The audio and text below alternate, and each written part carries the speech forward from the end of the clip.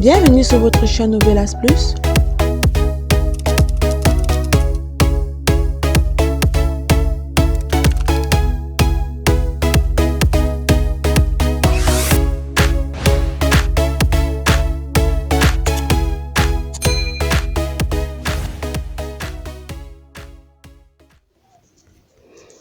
Aujourd'hui, on se retrouve pour le résumé de l'épisode 161, saison 1 de votre série El Diablo.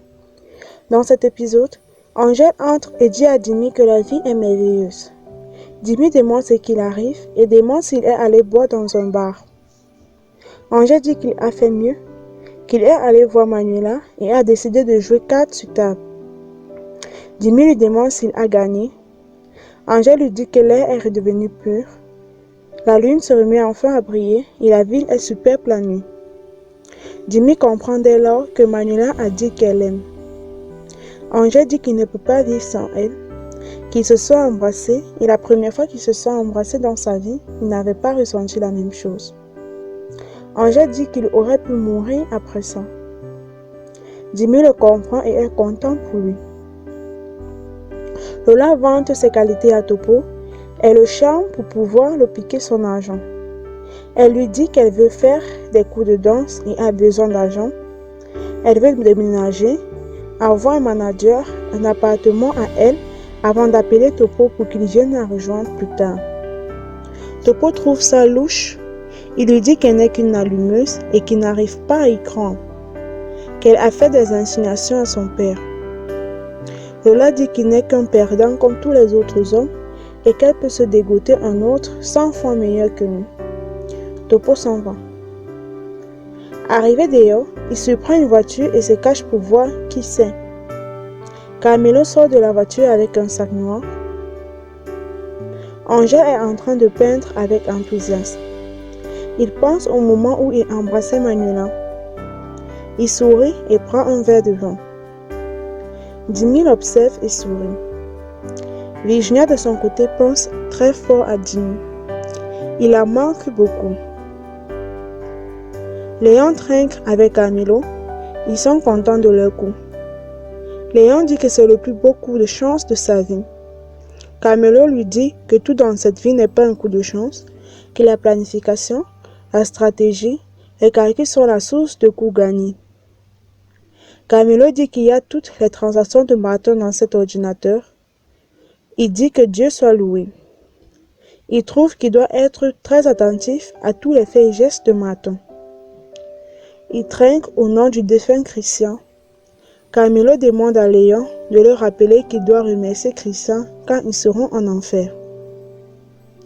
D'autre part, les policiers sont en train d'interroger la mère de Christian. La police mène une enquête criminelle et annonce à sa mère qu'il s'est suicidé. Martin arrive au bureau et demande des nouvelles de son frère. Il demande à la réceptionniste si son frère est arrivé.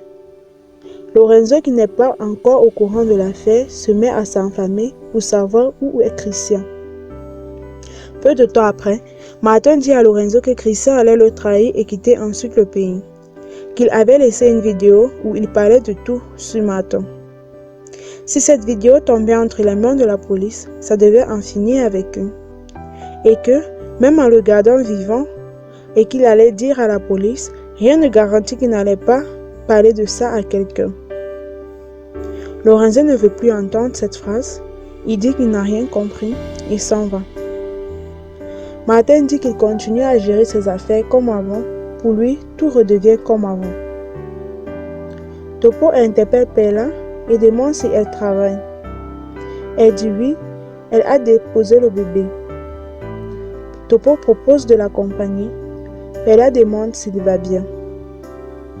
Topo lui dit que c'est fini avec Lola, que Perla avait raison, la seule chose qui intéressait Lola c'était son argent. Perla est vraiment désolée pour lui et trouve que ça aurait été s'il était marié. Perla dit qu'il est un très bon ami. Topo dit qu'il est plus qu'une bonne amie à ses yeux. Et ils se disent qu'après le travail, ils pourraient aller manger quelque chose ensemble. Topo dit que ça fait longtemps qu'ils n'ont pas parlé ensemble. Perla est émue et accepte avec grand plaisir. Topo embrasse Perla et le rendez-vous est planifié. Le capitaine Soto de son côté continue à enquêter sur l'affaire du héros. Virginia appelle Maricela, la réceptionniste, et demande à parler avec M. Regales. Subitement, Madame Graciela, la mère de Christian, entre au bureau avec les larmes aux yeux et demande à parler à Martin. Elle pleure, c'est triste, elle veut savoir ce qui s'est passé avec son fils Christian. Elle dit que Christian s'est suicidé. Virginia au téléphone entend tout. Martin est dans son bureau et comprend tous ces bruits et va voir sa mère. Il demande ce qui se passe. Madame Graciela crie à haute voix que Martin le savait. Virginia de son côté est choquée. Virginia demande ce qui se passe. Maricela dit que M. Christian a été retrouvé mort par la police et qu'il s'est suicidé. Virginia dit que Martin a quelque chose à voir avec ça. Elle donne la nouvelle à sa mère, mais elle ne croit pas qu'il a tué son frère. Ariana trouve qu'il vaut mieux appeler Manuela pour l'informer de la situation. Graciela demande à Martin de lui dire la vérité. Martin dit qu'il n'a rien fait, qu'il a juste causé avec lui. Mais lui, il voulait s'en aller, il voulait quitter le pays. Martin dit qu'il n'aurait jamais imaginé ça venant de son frère Christian. Martin demande à sa mère ce qu'elle lui a dit pour qu'une telle chose se produise. Horacio et Manuela comptent sur l'enregistrement envoyé par Christian pour sauver l'affaire de Jimmy. Manuela arrive au bureau et trouve Andrés. Andrés dit qu'on a laissé un message à Manuela sur son bureau de la part de Salvador Dominguez. Manuela entre dans son bureau et trouve que le message est sous forme de tableau d'art. Elle ouvre, voit une horloge indiquant l'heure d'un rendez-vous. Manuela est joyeuse et se précipite pour y aller sans être en retard. Horacio se réjouit du fait qu'il y a moins une personne joyeuse au bureau.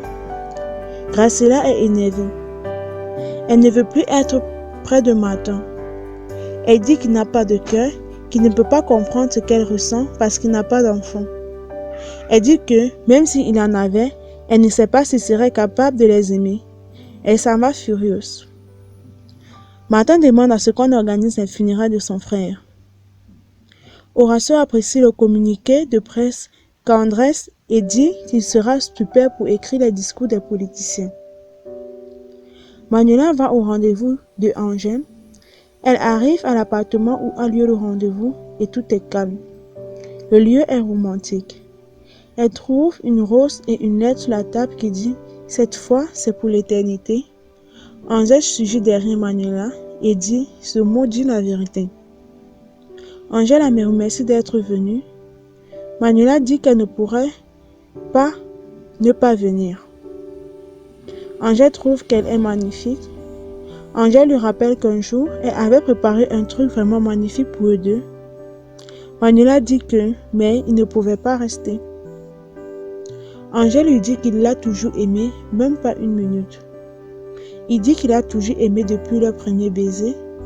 Il dit qu'il est prêt à revivre toutes les difficultés qu'il a déjà endurées pour pouvoir vivre cet instant une fois de plus. Manuela dit qu'elle n'a jamais aimé quelqu'un comme elle aime lui. Ainsi s'achève cet épisode. C'est la fin de la vidéo. Si vous avez aimé, laissez un pouce bleu et on se retrouve très prochainement pour une nouvelle vidéo.